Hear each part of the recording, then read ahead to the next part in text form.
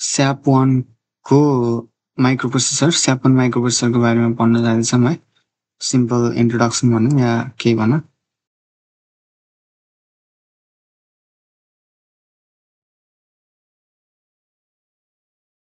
SAP1 भनेको चाहिँ simple as possible हैन, सिम्पल एज पोसिबल माइक्रोप्रोसेसर सबभन्दा सिम्पलेस्ट फर्म अफ माइक्रोप्रोसेसर हो हैन।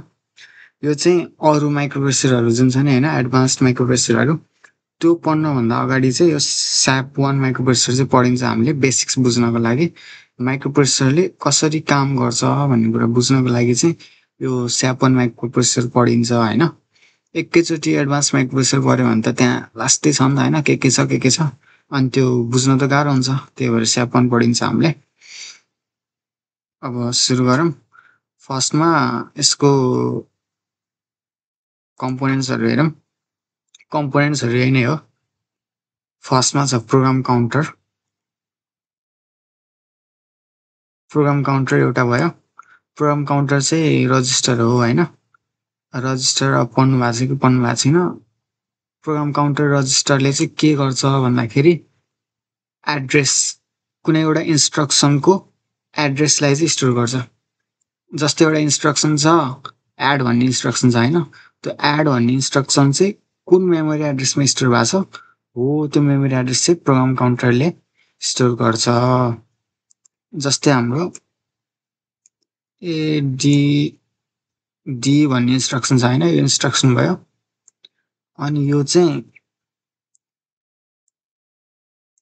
1H भन्ने मेमोरी एड्रेसमा स्टोर भएको छ भने यो 1H चाहिँ प्रोग्राम काउन्टरले स्टोर गरेको हुन्छ। अब हो यो 1H प्रोग्राम काउन्टरले स्टोर गरेको हुन्छ, एउटा रजिस्टर हो हैन। अनि यो चाहिँ यहाँ SAP1 मा चाहिँ 4 बिटको हुन्छ। यहाँनिर 4 बिट देख्न सक्नुहुन्छ। यो चाहिँ बस हो है, डाटा ट्रान्सफर गर्नको लागि 4वटा वायर हुन्छ 4 बिटको डाटा ट्रान्सफर गर्नको लागि। प्रोग्राम काउन्टर भइहाल्यो। त्यसपछि इनपुट एन्ड एमएआर छ। इनपुट भनेको इनपुट भइहाल्यो। हामीले अब के इनपुट गर्यौं भने चाहिँ यो जुन माइक्रोप्रोसेसर साइकल छ नि हैन, यो रन हुन भन्दा पहिला, कम्प्युटर रन हुन भन्दा पहिला इनपुट गरिन्छ यहाँबाट। अनि यो इनपुट गएर र्याममा गएर स्टोर हुन्छ, र्याम अथवा अरू मेमोरी। अब यसमा त र्याम मात्रै छ, र्याममा गएर स्टोर हुन्छ। अनि अर्को छ एमएआर। यो एमएआर भनेको चाहिँ मेमोरी एड्रेस रजिस्टर। यसले पनि मेमोरीको एड्रेस चाहिँ स्टोर गर्ने हो। जस्तै प्रोग्राम काउन्टरले फर्स्टमा मानौँ 000 स्टोर गर्यो मानौँ हैन। 0000 मा यो एड भन्ने छ। अब यो 00 यहाँ इनपुट अथवा मेमोरी एड्रेस रजिस्टरलाई पास गरिदिन्छ, यहाँबाट यस्तरी यहाँ पास गरिदिन्छ यस्तरी हैन। अनि यो पास गरिदिएपछि यो चाहिँ बढ्छ कि अब यसले चाहिँ अर्को स्टोर गर्छ कि, जस्तै 0001 हुन्छ, इन्क्रिमेन्ट हुन्छ यसमा। अनि हो यसमा जुन यो एड्रेस हो एउटा, यसमा जुन डाटा छ अब त्यसको एड्रेस चाहिँ यसले स्टोर गर्ने भयो, नेक्स्ट एड्रेसको। प्रोग्राम काउन्टर त्यो भयो। अनि मेमोरी एड्रेस रेजिस्टर भनेको एड्रेस स्टोर गर्ने भइहाल्यो, रेजिस्टर हो यो पनि। अनि अर्को छ र्याम। 16x8 र्याम युज हुन्छ SAP1 मा चाहिँ। TTL र्याम भन्छ है, स्ट्याटिक TTL र्याम युज हुन्छ। स्ट्याटिक र डाइनामिक र्याम पनि भयो होला। डाइनामिक भनेको रिफ्रेस गरिरहनु पर्ने, स्ट्याटिक भनेको चाहिँ रिफ्रेस गर्नु नपर्ने। अनि TTL भनेको चाहिँ ट्रान्जिस्टर लोजिक भन्छ। ट्रान्जिस्टर लोजिक मिलेर बनेको भएर TTL र्याम भयो चाहिँ TTL स्ट्याटिक र्याम हामीले युज गर्छौँ। त्यसपछि अर्को कम्पोनेन्ट छ इन्स्ट्रक्सन रजिस्टर। यो पनि रजिस्टर नै हो। यसले चाहिँ इन्स्ट्रक्सन स्टोर गर्छ। अब के इन्स्ट्रक्सन त, जस्तै अब एकचोटि यता हेरौँ। यो इन्स्ट्रक्सनहरू भयो हैन। LDA भनेको लोड, LOAD लोड गर्नको लागि लोड इन्स्ट्रक्सन युज हुन्छ। एड भनेको एडिसन भइहाल्यो, सब भनेको सबट्र्याक्सन भइहाल्यो। आउट भनेको रिजल्ट आउट गर्नको लागि, रिजल्ट डिस्प्ले गर्नको लागि यो युज हुन्छ इन्स्ट्रक्सन। HLT भनेको चाहिँ हाल्ट, अब प्रोसेसिङ भइरहेछ रोकिदिने, प्रोसेसिङ रोकिदिनको लागि चाहिँ हाल्ट युज गरिन्छ हैन। अनि हो यो जुन छ यो नम्बरहरू यिनीहरू चाहिँ अप कोडहरू हो। अप कोड भनेको अपरेसन कोड। यो अपरेसनहरू अथवा इन्स्ट्रक्सनहरूको कोड चाहिँ यो हो के। यो कोडहरूले चाहिँ यिनीहरूलाई डेनोट गर्छ स्याप 1 मा चाहिँ है। अब मानौँ हामीले एड गर्न लायौँ भने एडको अप कोड छ 0001 छ हैन। हो यो इन्स्ट्रक्सन रजिस्टरले चाहिँ 0001 स्टोर गर्छ। अनि सँगसँगै अब के गर्ने हो त एड के गर्ने हो त हैन। जस्तै अब 9 एड गर्न छ मानौँ 9 एड गर्न छ भने हो यो 9 भन्ने डाटा चाहिँ कुन एड्रेसमा स्टोर भएको छ मानौँ 1001 भन्ने एड्रेसमा स्टोर भएको छ यो 9 भन्ने हो। यो मेमोरी एड्रेस पनि इन्स्ट्रक्सन रजिस्टरले स्टोर गर्छ। जस्तै 1001 है इन्स्ट्रक्सन रजिस्टर भइहाल्यो। यो अहिले हेर्छौँ हामीले कसरी काम गर्छ भन्ने पहिला सर बुझौँ। अनि अर्को छ कन्ट्रोलर अथवा सिक्वेन्सर। कन्ट्रोलर सिक्वेन्सरले चाहिँ यो क्लक सिग्नलहरू जुन छ नि हैन यस सिग्नलहरूलाई चाहिँ कन्ट्रोल गर्छ के। अब कुन चल्ने कुन नचल्ने थाहा हुनु पर्यो नि त हैन। कति बेला प्रोग्राम काउन्टर चल्ने कति बेला यो चल्ने कति बेला यो चल्ने थाहा हुनु पर्यो नि त। त्यो कन्ट्रोल गर्ने काम चाहिँ कन्ट्रोलर अथवा सिक्वेन्सरले गर्छ। अनि अर्को छ एक्युमुलेटर। एक्युमुलेटर भनेको चाहिँ डाटा स्टोर गर्छ। कस्तो डाटा भन्दाखेरि कुन अपरेसन गर्ने हो त अब अथवा कुन स्टोर गरेर राख्ने हो त हैन। त्यो डाटा चाहिँ एक्युमुलेटरले स्टोर गर्छ।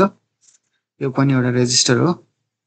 अनि बी रेजिस्टर भन्नेले चाहिँ अर्को डाटा स्टोर गर्छ। जस्तै 5 र 6 को एड अपरेसन गर्नु पर्यो भने 5 यसले स्टोर गर्छ 6 यसले स्टोर गर्छ।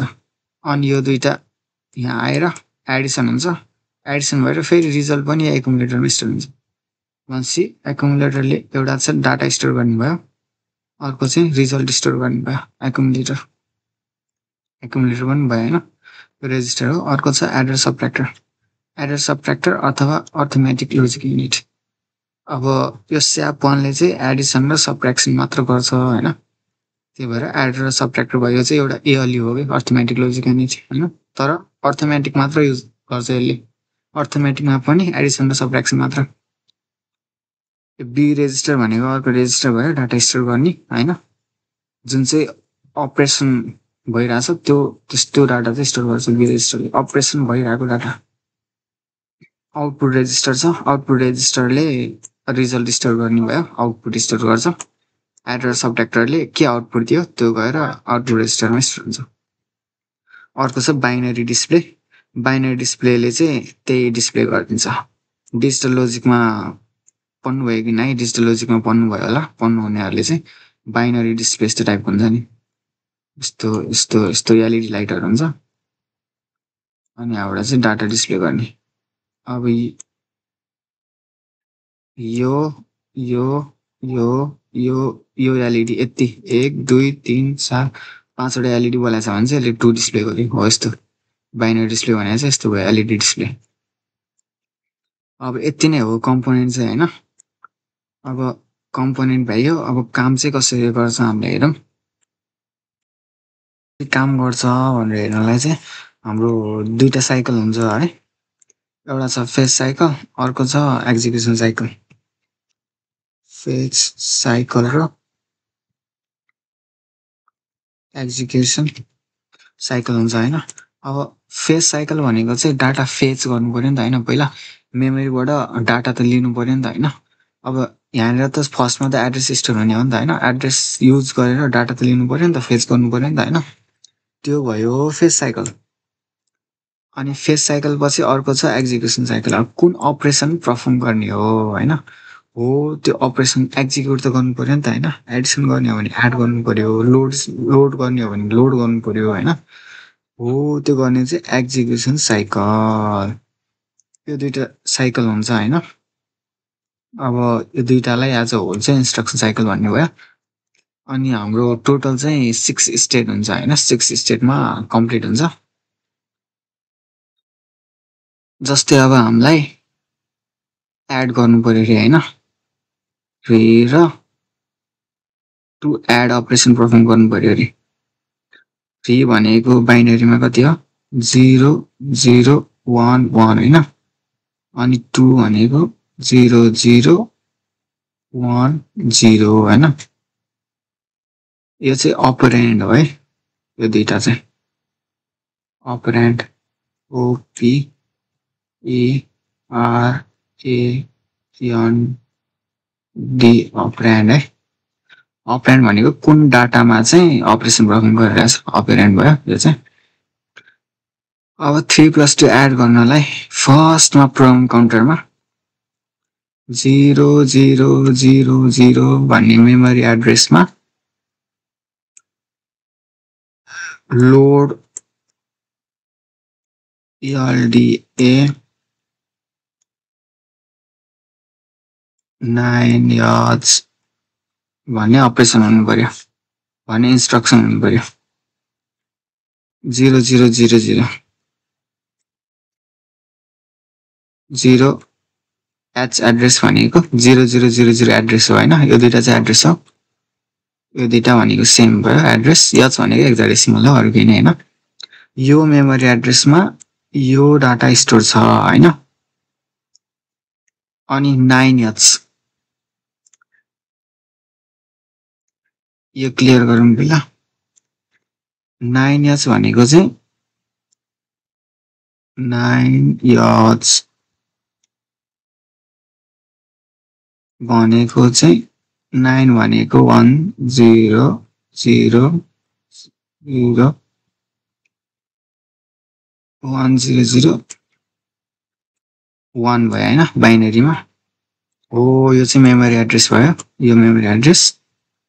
यो मेमोरी एड्रेसमा चाहिँ 3 स्टोर हुनु पर्यो 3 भनेको 0 0 1 1 हो यतिको स्टोर हुनु पर्यो पहिला सुरु हैन लोड गर्नको लागि अब यो प्रोग्राम काउन्टरमा फर्स्टमा 0 0 0 0 मेमोरी एड्रेस स्टोर गर्ने हो नि त यसले त हैन 0 0 0 0 स्टोर हुन्छ फर्स्टमा अनि यो प्रोग्राम काउन्टर 4 बिटको छ हैन यो 4 बिट यहाँ जान्छ इनपुट एन्ड एमईआर मा 0 0 0 0 फर्स्ट काम भयो अनि दोस्रो काम भनेको यो इन्क्रिमेन्ट हुन्छ 0 0 0 1 हुन्छ है यो अनि थर्ड काम भनेको चाहिँ यो 0 0 0 0 चाहिँ यहाँबाट यस्तरी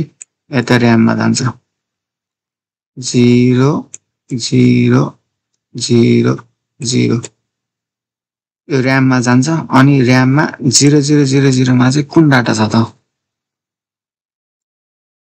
हेर्नु पर्यो नि त हैन फेच गर्नु पर्यो नि त फेच साइकल हो यो अहिले चलिरहेको चाहिँ यो फेच साइकल अब 0 0 0 0 मा यो स्टोर छ हैन यो LDA 9H भन्ने स्टोर छ अब LDA भनेर लेख्नु कुरा त भएन नि त हैन LDA 9H लेख्नु कुरा त भएन नि त यहाँ बिटमा हुनु पर्यो नि त हैन हो त्यही भएर अब LDA को चाहिँ अपरेसन कोड चाहिँ के हो त अघि नै मैले भनेको थिए LDA को अपरेसन कोड 0 0 0 0 हो अब यसले 0 0 0 0 स्टोर गर्ने भयो अनि 9H पनि त छ नि त हैन 9H भनेको चाहिँ 9 भनेको चाहिँ कति हो 1 0 0 1 हो हैन 1 0 0 1 हो यति स्टोर गर्छ यो र्यामले अर्को स्टेपमा अब हाम्रो अनि योलाई चाहिँ लिएर गएर इन्स्ट्रक्सन रेजिस्टरमा 8 बिट छ नि हैन 8 वटा वायर छ अनि यहाँ पनि 8 बिट छ हैन 4 बिट हो यो चीज चाहिँ यहाँ स्टोर हुन्छ 0 0 0 0 अनि 1 0 0 1 अब हाम्रो फेज साइकल सक्यो अब सुरु भयो इन्स्ट्रक्सन साइकल अब इन्स्ट्रक्सन साइकलमा यो भनेको त के हो अपरेसन हो नि त हैन लोड अपरेसन हो नि त हैन अनि यो भनेको के हो एड्रेस हो हैन 9H भन्ने एड्रेस हो नि त जानेर चाहिँ 3 स्टोर भएको छ हैन 0011 हो यो एड्रेस जुन छ नि यो चाहिँ अब यता जान्छ हैन यो जुन यो 0000 अपरेसन छ नि अपरेसन चाहिँ यता जान्छ कन्ट्रोलर सिक्वेन्सरमा 0 0 0 0 अब यो कन्ट्रोलर सिक्वेन्सरले चाहिँ कन्ट्रोल गर्छ क्या यिनीहरू सबैलाई कन्ट्रोल गर्ने हो नि त हैन कन्ट्रोलर सिक्वेन्सरले हो यो लोड हुने तरिकाले कन्ट्रोल गर्छ कन्ट्रोलर सिक्वेन्सरले लोड भन्ने अपरेसन पायो नि त यसले 0000 अनि यो 1001 चाहिँ फेरि यसरी घुमेर यही जान्छ इनपुट एन्ड मेमोरी एड्रेस रजिस्टरमा जान्छ अनि मेमोरी एड्रेस रजिस्टरले यहाँ र्यामबाट डाटा फेच गर्छ 1001 भन्नेमा के छ त त्यो एड्रेसमा यो एड्रेसमा 3 छ हैन 001 भन्छ हो यो एड्रेस चाहिँ अनि यहाँबाट फेच गरेर यता एकुमुलेटरमा पठाइदिन्छ सर्ट लाएर के गर्ने भयो यहाँ एकुमुलेटरमा 3 गरेर स्टोर हुने भयो हैन 3 अथवा 0 0 1 1 स्टोर हुने भयो एकुमुलेटरमा अब एकुमुलेटरमा 3 स्टोर भयो हामीले खासमा अपरेसन के पर्फर्म गर्न लाग्यो 3 + 2 हैन अब 3 स्टोर भयो अब 2 को टर्न अब 2 भनेको 0 0 1 0 हैन अब यो कतै त स्टोर छ होला नि त हैन कतै न कतै स्टोर हुनु पर्यो मानम 8 याचमा स्टोर छ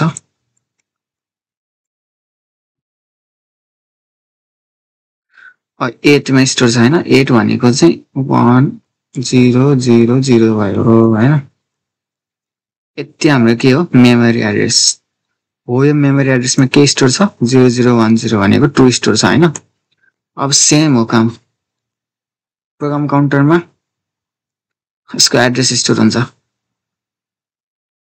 अझ एउटा हुनु पर्यो एड भन्ने अपरेसन स्टोर हुनु पर्यो जस्तै 1 याचमा एड भन्ने स्टोर हुनु पर्यो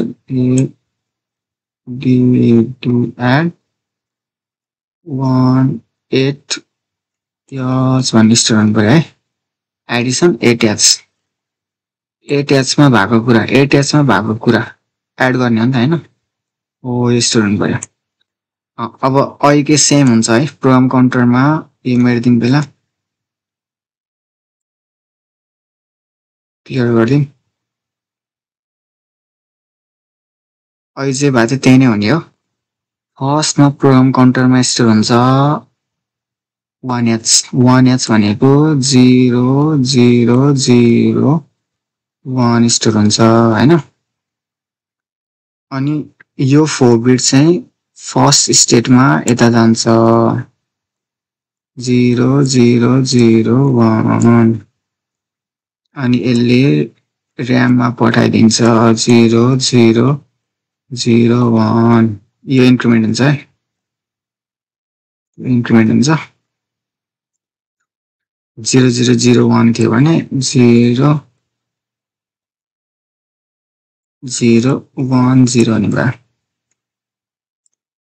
अनि त्यसपछि यहाँनेरबाट डाटा फेच गर्छ हैन 0 0 0 1 मा के स्टोर छ भन्दाखेरि के स्टोर छ एड 8h स्टोर छ हैन अब एड को के हो त अप कोड 3टा 0 1 हो हैन यसले के स्टोर गर्ने भयो 3टा 0 1 यो अप कोड भयो एडिसन को अनि एड के छ 8h छ 8h भनेको 1 1 2 3 हो यति स्टोर भयो अप कोड यो अपरेन्ड हैन अब यो मुभ हुन्छ फेरि यता इन्स्ट्रक्सन रेजिस्टरमा अनि इन्स्ट्रक्सन रेजिस्टरमा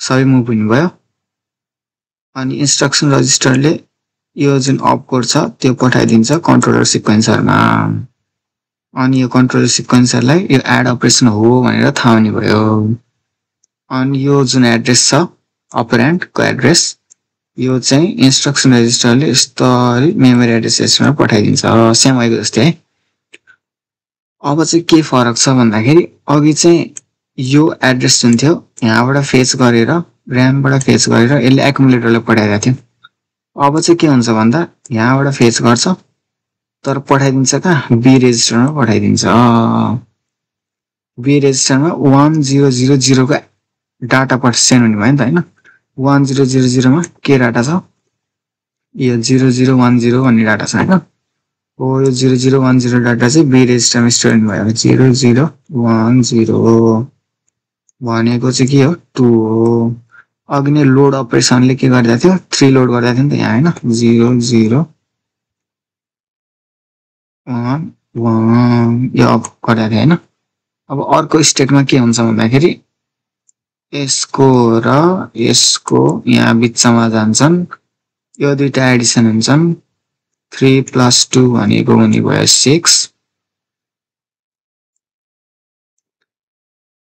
6 भनेको 0110 बाइनरीमा है 6 भनेको हो यो चाहिँ कहाँ स्टोर हुन्छ एक्युमुलेटरमा स्टोर हुन्छ है यहाँको डाटा र यहाँको डाटा यहाँ गएर एडिसन हुन्छ अनि एक्युमुलेटरमा स्टोर हुन्छ अब एक्युमुलेटरमा के छ एक्युमुलेटरमा छ 0110 हो हैन अथवा के छ 6 छ जे भने नि एउटै हो 6 छ अब अर्को स्टेटमा चाहिँ के हुन्छ अर्को स्टेट भन्दा नि अब यति नै हो एडिसन चाहिँ अब अपरेसनहरु थियो नि यहाँ हैन जस्तै आउट अपरेसन थियो नि हैन आउट अपरेसन चलाइदियो भने चाहिँ आउट अपरेसनले चाहिँ यो एक्युमुलेटरको जुन डाटा छ यो डाटालाई चाहिँ आउटपुट रजिस्टरमा यताबाट आउटपुट रजिस्टरमा पुर्याइदिन्छ अनि आउटपुट रजिस्टरबाट यहाँ बाइनरी डिस्प्लेमा गएर 6 डिस्प्ले हुन्छ